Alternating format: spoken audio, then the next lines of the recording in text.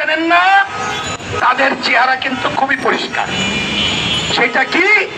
তারা ধর্মকে অবলম্বন করে তাদের কথা বলতে চায়, তারা নারী বিদ্বেষ ছড়ায়, একই সাথে ক্ষমতার সাথে থেকে তারা সুবিধা ভোগ করে।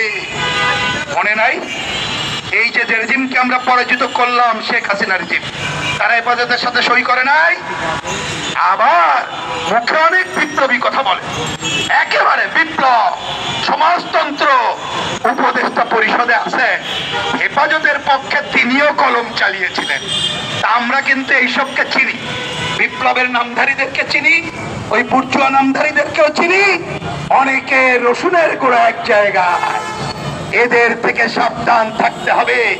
গত সরকারের আমলে কওমি জননীর উদাহরণের কথা বলেছে, টাকার খবর শোনেন নাই, রেলের জমি দেওয়ার খবর শোনেন নাই, কিরা শুনেছে? সুতরাং এরা হয়তো মনে করছে বর্তমান সরকারের ঘাড়ে চড়ে আরো কিছু করবেন। সুতরাং আমাদের মূল কথা হলো দায় নিতে হবে সরকারকে, ইউনূস সাহেবকে দায় নিতে হবে। আজকে তাদেরকে বলি, আপনারা কাল বিলম্ব কেন করছেন? 9 মাস হয়ে গেল, সংস্কার সংস্কার খেলা করছেন, কোন সংস্কারের টিকিটই তো দেখছি না। বরঞ্চ কালক্ষেপণ করে এইসব উগ্র শক্তিকে সুযোগ করে দিচ্ছেন। অন্য আলোচনা আজকে করতে চাই না। এই উগ্রপন্থারা কি করছে শুনেছেন? আমাদের বোনের একটা স্ট্যাটাস দেবে পত্রিকায়, ফেসবুকে সেই সাহস পায় না, ভাস্কর আশার উপর আক্রমণ হয়, মত চালিয়ে আজকে জনগণের কণ্ঠকে স্তব্ধ করে দেওয়ার চেষ্টা চলে।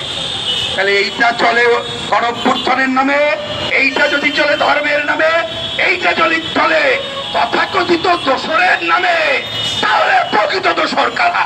আপনারাই প্রকৃত দোসর, আপনারাই প্রকৃতপক্ষে কর্তৃত্ববাদ স্বৈরাচার আদিবাসীবাদকে টিকায় রাখতে চান। অতএব কাম গণতান্ত্রিক জোট পরিষ্কার ভাষায় আজকে বলছে, নারীর উপরে সব বিদ্বেষ আক্রমণ রুখে দাঁড়াতে হবে।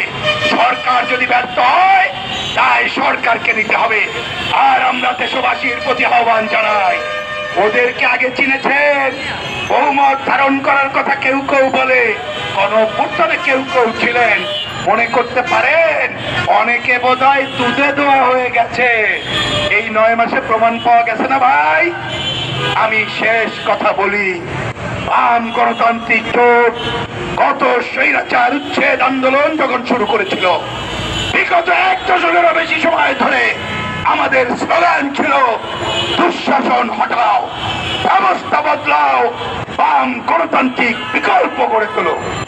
দুঃশাসক হচ্ছে, দুঃশাসনের উপাদান হটে নাই।